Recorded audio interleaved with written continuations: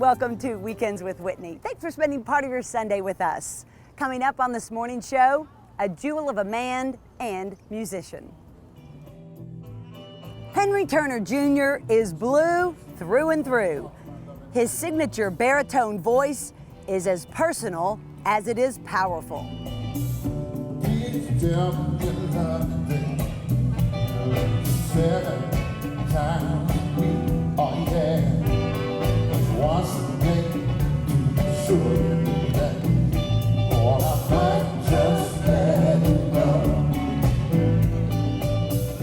We'll show you how these steps we're sitting on helped him climb a musical stairway.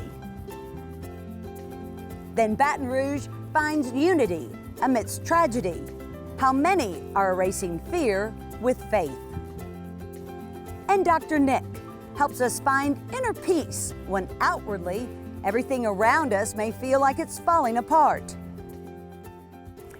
But we begin with a musical master, born and bred right here in Baton Rouge. A one, a two, a 1, 2, 3, 4.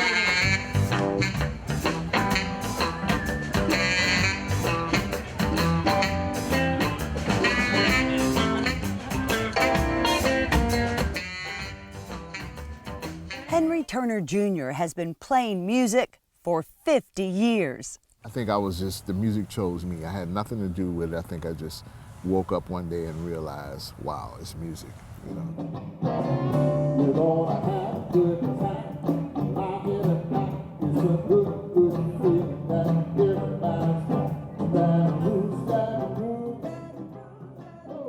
Those steps into music started here, where his childhood home once stood on North 36th Street in Baton Rouge's Eden Park neighborhood. Started probably 5 or 6 years old, according to my parents, pulling out pots and pans and beating on it and doing stuff like that.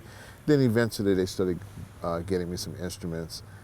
His first was a set of drums.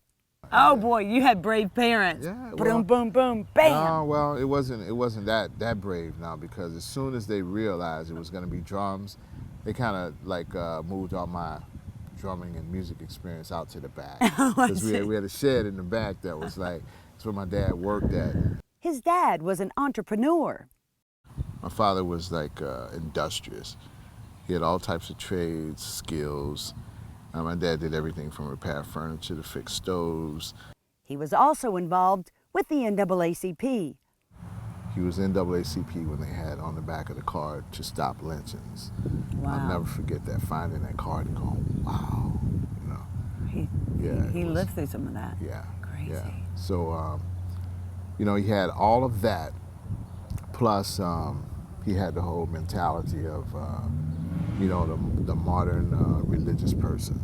His mother was a farm girl from Mississippi who was a beautician, a singer in the church choir, and welcomed everyone, and fed them too, who dropped by.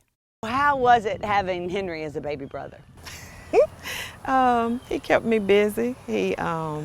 I met a lot of people with him growing up and being into music. We always had a house full, even though we were the only 2 kids. We always had a house full of kids, family, friends. Everybody came over to stay. My mom loved to cook, so she fed everybody. It was this was like a bustling little environment, just the house and the yard. And in the back of the house, there was like a rental room that was always being rented or used by a family member. So we had all of this, people in and out all the time. Many of the people staying there or dropping in would become big musical influences in his life, especially after he got his first guitar. My first guitar was a Silver Tone.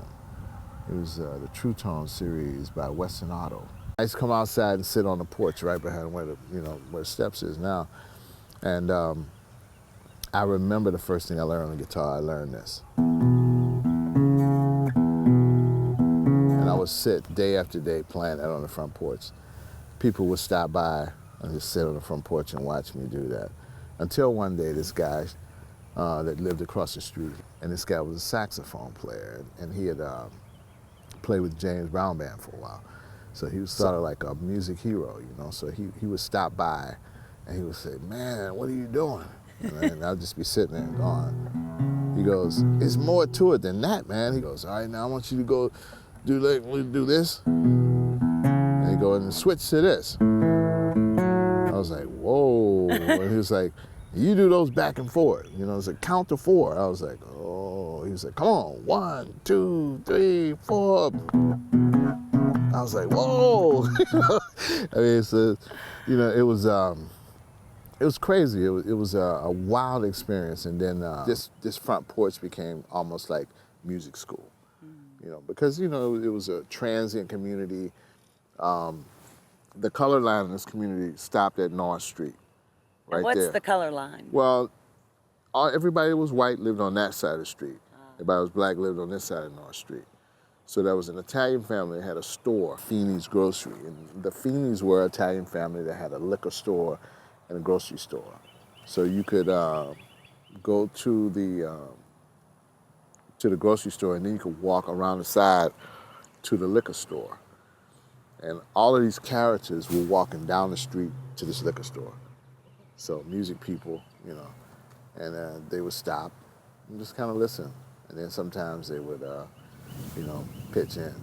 I remember one of my first jams. I was playing this pattern. I'm just sitting there on the porch playing that. It's probably like 11 o'clock on a summer day. And I heard this guy walking up the street, and he got about right there, and he just started singing, and he said, "Oh Lord, oh Lord, dun, dun, dun, dun. Oh Lord, oh Lord." I was like, "What in the world?" So I stopped. He said, "Don't stop, man." I said, "Start playing again." And he walked over, whipped out a harmonica and started jamming, and he would just blow, you know, dun, dun, dun, dun, dun, dun, dun, dun. And then he was singing the line, "Lord, oh Lord," and that's all he did. And he was just over and over and over until my parents just came outside. I was like, "What's going on out here?" You know, he's just standing there all drunk. It's crazy. That first jam session progressed into forming his first band called Backyard Funk. And the reason the band was called Backyard Funk is we couldn't leave the yard. You know, Because you were too young. Absolutely. Probably like 11. Oh, wow. When Henry wasn't playing, just a few houses up, he had the incredible opportunity of watching legendary bluesman Slim Harpo play.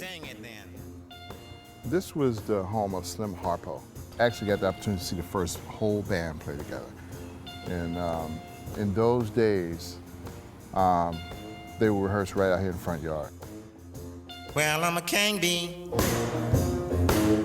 buzzing around your eye. Did you know what you were witnessing then? No, I had no idea. They even recorded here too. Just be sitting around the living room playing, and a recorder with a microphone just there. And they would record the whole session. Yeah. Cool. I mean, you walk into the house and it'd be like, everybody be quiet, and they're playing. They're just recording a track right there. Did you know how good he was? No. No. No. I didn't really figure all that out until long after he was gone. Ever come out and watch Slim and the guys and think, we want to sound like them or we want to play music like them? No, actually, no.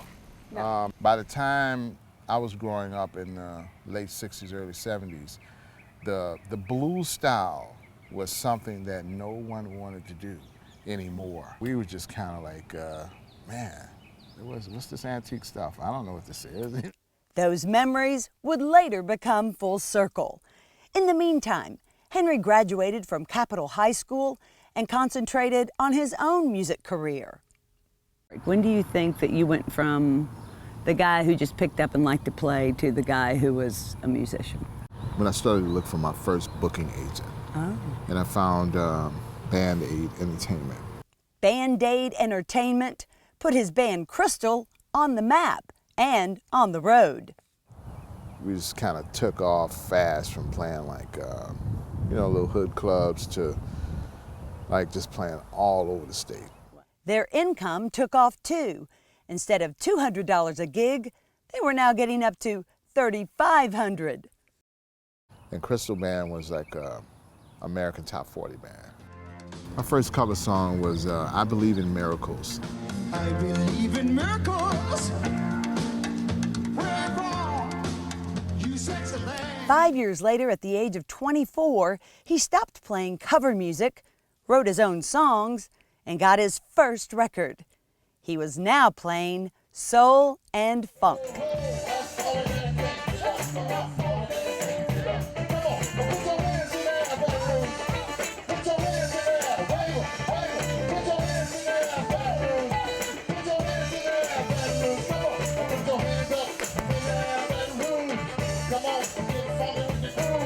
He'd soon become one of the top 24 touring bands in the country. His nephew Chris says when Uncle P-Funk, as they nicknamed him, came home, it was total excitement. He would do like this little cadence at the door, and we would run, like we would knock stuff down. My mom was like, calm down, calm down. How was it when he would come home? Because he would be gone, as Chris said, for a long time. Well, came home, same old Henry, say I'd have to cook and feed him and feed everybody there. He never came to my house without a van full of people. A few years later, with his band Flavor, he expanded his musical genres, adding the blues he'd dismissed before. What brought you back to blues? One was the advent of American music kind of twisting and turning. Ethnic cultures were flip-flopping genres. Henry says many black artists were anti-blues because of its painful reminder of oppression. I don't want to be reminded of you can't walk into a grocery store. I don't want to be reminded of you can't go to a restaurant and eat at the front counter. I don't want to be reminded of that, so I don't want to hear no blues.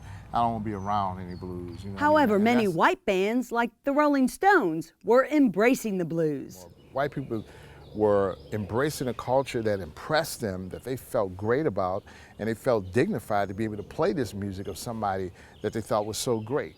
That took some of the sting out of the stigma. Many black artists rediscovered their love of their blues. Guys like Slim Harpo, we just thought some old guy with a rag on his head playing some music. Only to find out later in life that, you know, these guys were the pioneers and the true, you know, musicians. And then eventually we came back to blues from funk and soul and all the other stuff. Henry is somewhat of a pioneer and entrepreneur himself. He founded Hit City Digital Records. He's a producer for dozens of artists, has 8 CDs of his own, and has now written more than 100 songs. Across the country, he puts on huge music festivals called the Ultimate Louisiana Party. His publicist of 16 years, Marcia Groff, says Henry has even bigger ideas ahead. We're working on some television projects to try to spread the word globally through the internet as well. He's also written a theme song for Baton Rouge's 200th anniversary next year. What do you want people to remember about your music? Well, just basically want them to remember that it was about love and humility and uplifting other, you know, things and people. Yeah. That's all I really needed to know. You will love us, Baton Rouge, Baton Rouge, yeah. It is a capital city that nobody can refuse. One more time, Baton Rouge, Baton Rouge. Baton Rouge, Baton Rouge, yeah. Baton Rouge, Baton Rouge. Ooh, Baton Rouge, Baton Rouge, yeah. It is the capital city that nobody can refuse. And that's the truth.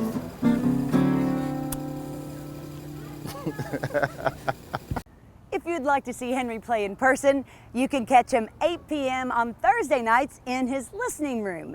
It's at 2733 North Street. And still to come. Baton Rouge is boundless.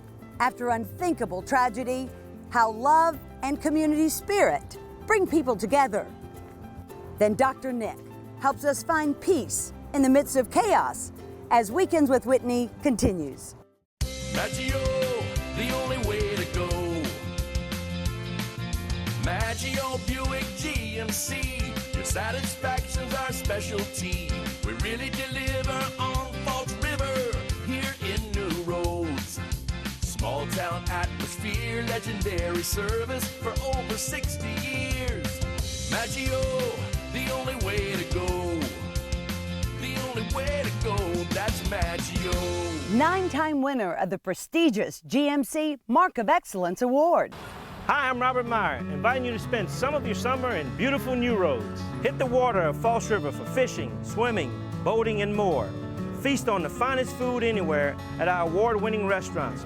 Get in some retail therapy strolling our unique stores and take in some of our wonderful culture. Spend the day or spend the week. Whatever you do, spend some time in New Roads. Welcome back to Weekends with Whitney. Nearly 100 teenagers from across the Southeast were supposed to be in Baton Rouge this week to help revive 225.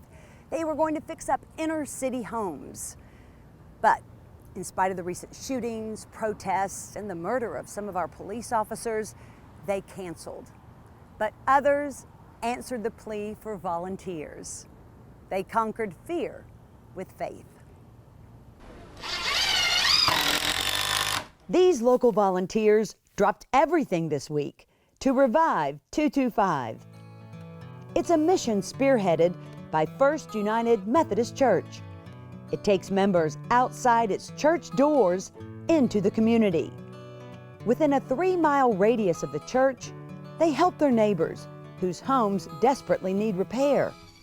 They refuse to let recent racial tensions and conflicts interfere with loving thy neighbor.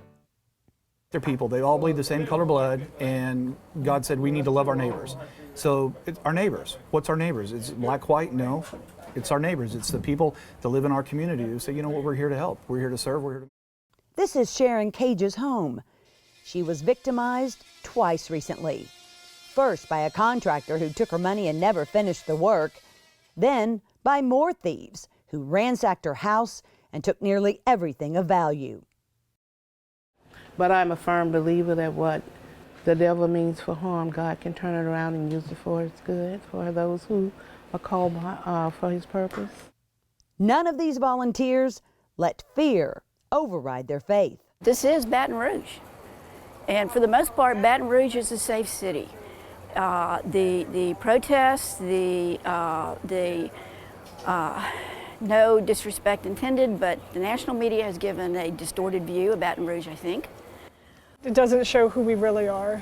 I mean, we're better than this. You know, I've got family from out of state, and they were all concerned, you know, that like we were in a war zone. And I'm like, no, Baton Rouge is going to come through this. And, you know, there are problems, but we as a city can fix them. We don't, you know, and we will. Coordinator for Revive 225, Molly Ann Walk, had faith when the out-of-towners opted out, locals would step in. They are just trying to help us love our neighbors, and race, gender, none of that matters to them. Well, I think it's kind of a blessing for us that the volunteers that were supposed to come didn't come, because then we can come out and we can do this work. And this is the work we should be doing as a church and as a city, and, you know, just as everybody together. They're showing in BR, this is who we really are. There's a lot more of this happening in Baton Rouge than the animosity, I would bet. I think there are probably a lot of people who are hurt and wounded by this, but the place that hurt and wounded people go are to the church, and this is why we exist. This is our church today. This is our church today, yeah, out here. How do you feel about all the volunteers here? I am just, no words, I'm just humbled. There are no words. There are a lot more homes to fix up this week, and if you would like to lend a hand, you can email alex@firstmethodist.org. And still to come, Dr. Nick gives us tools and ideas to find peace after chaos as Weekends with Whitney continues. Who says an old dog can't learn new tricks? Do you want to learn how to inspire, learn to fly, or learn how to drive? Take a run around this park. Or this park. Or this park. And we'll teach you how to dance. And reach for the sky. No matter your age, Breck offers classes to keep you moving, learning, and having fun. Visit Breck.org. and see how together we've made Breck better than imagined. Hi, I'm Ian James, financial advisor and president of Capital Financial Group. Like millions of Americans, you're likely paying higher taxes and higher fees than you probably should. With 20 years of industry experience, I have a proven plan to analyze your investments and reduce hidden costs and fees. You work hard for your money. It's time to let your money work hard for you. Call me, Ian James, for a free, no-obligation portfolio review and a brighter financial future. Go Roof is proud to serve the Baton Rouge and surrounding areas with our years of experience and quality service. We want more than just your roofing needs. Go Roof cares about the client and wants you to be our customer for life. Roof replacement, repair, vents, and more. Go Roof will get it done. We have excellent standing relationships with all the top insurance companies, so making your claim is fast and easy. A beautiful roof every single time at Go Roof. Call now for a free estimate.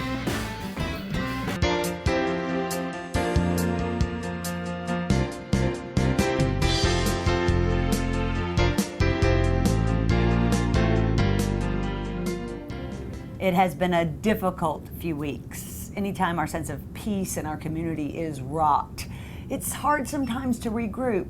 So we're getting a little couch time with Dr. Nick this morning to help us all out. Good to see you. Good morning, Whitney. I think we've all felt like we could use some couch time. Couch time is it's great. Yeah. When we finish, I'm going to lie down and you're going to listen to me pour out my soul. I can do it. It's the piece that I think a lot of people feel has been a bit ripped or detached from their being, and we know that great song, right? Let there be peace on earth. I was thinking that we all have to find the avenue that gives us peace. Everybody's going to have to customize it. Obviously, for me, it's going to be music. Music is going to be a powerful de-escalator. And I was looking the other day, and I don't know if you remember Pope Francis's visit, but the memory that stands out the most is when he was in a rather mundane, plain room with religious leaders from all over the world, and the children came out and sang, "Let there be peace on earth." I listened to that, and I'm calmer. Yeah. I'm calmer. And that we've got to find ways to de-escalate, to bring the peace back into our heart, which is where we want to be. I know we do. And I think it's been harder these days because of media, both social and television, and we become addicted to it, and then it inflames us. We become reactionary. We become angry, and if I may say, we say things that I think basically we don't want to say. Right. We Social wish media later is we toxic hadn't. right now. It is, Whitney, but it brings us right to the core of what we're talking about. I really have been wondering if social media, as in technology, again, if that's really the problem, or if it isn't a fundamental human issue of self-control. Ooh, I think you just hit and self-restraint. Hot button right there. Good. I see stuff on Facebook and I just want to react to it out of anger. And sometimes these are really good friends of mine. I know. And yet I know it's okay. But haven't you experienced some of that, the need to kind of just self-restrain, de-escalate, break? I did. I just responded one time this week to something that somebody said on Facebook, only because it was a personal attack. And I thought it was unnecessary, and I was just hoping that that person would pause for a moment and say, "Oh, that really was ugly." You said something to me about. Yeah. Okay.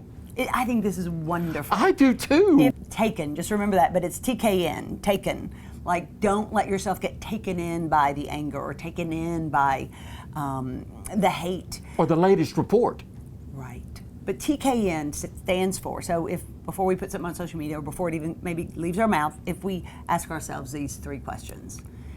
K is it kind? Is it kind? Is it true? It's the T. And N is it necessary? That's the one that I think grabs me. If it's not all three, yeah, maybe you should just go inward. I love that. Is it necessary? Is it really necessary? Which is why sometimes we need to redirect the energy. And then, or if we're getting ready to say something, or we might write it and come back to it later and then see, really, I don't want to send that. You've done that I don't a want lot. to say that. I do it quite often because we get riled up. Sure. We feel an injustice and we want to respond, which is natural. This is in many ways a great opportunity to learn self-control. Yeah, walk away. Yeah, Sometimes how can we get to some sense of peace? Right. And you know, and the people that I was talking to with Revive 225, you know, they were saying it really is all about love. And I think that's where some of my disappointment has been with social media, the conversations, has been that there's so much hate out there. And after seeing all of that and the murders and the, can't we just all show a little more love? Yeah. Well, I go to bed every night saying to myself, I know this country to be a nation of people of goodwill. And I don't think it's since I truly believe we're of goodwill. Have we got problems? Yes. But I think you walk the streets and you just know the goodwill. You see, I do. I do too. There's goodwill. There is. But anyway, Let It Begin With Me is the song that we started with, and maybe a good close. Yeah, let there be peace on earth, and let it begin and with me. let it begin with me. Yeah. Have a great Sunday, everyone. Thanks for a little couch time, Dr. Nick. You're welcome, Whitney. Bye, everybody. Much more Weekends with Whitney right after this.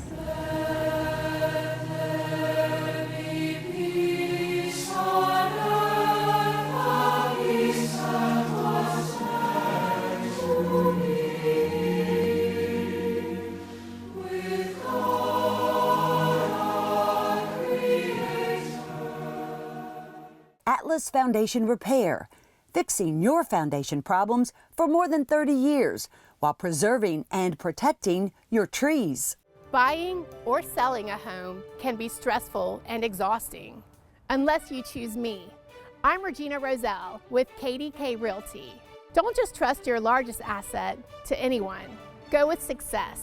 I've sold hundreds of homes over the last 10 years, and I can get you top dollar for your home, as well as get you the best price on your new one. Email me at buywithregina@gmail.com. I'll do all the work. All you have to do is pack. Let's get moving together. Thanks for sharing part of your Sunday with us here on Weekends with Whitney. Our thoughts and prayers go out to the family, friends, co-workers, and loved ones of all of those whose lives were taken tragically and way too soon. May there be healing in their hearts and ours too.